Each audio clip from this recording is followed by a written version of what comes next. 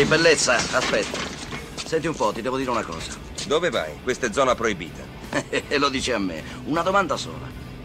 Tu che ci fai qua? Come sarebbe? Siamo dalla sezione sindacale 129. Dicono che state caricando una nave senza la partecipazione dei scaricatori sindacalizzati.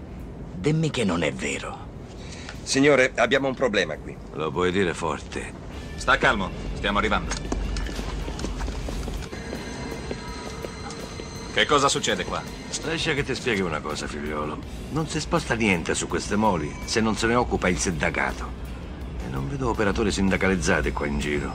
E tu?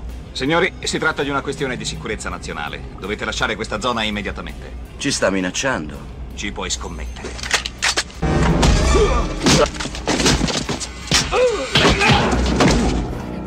Nessuno può fregare il sindacato.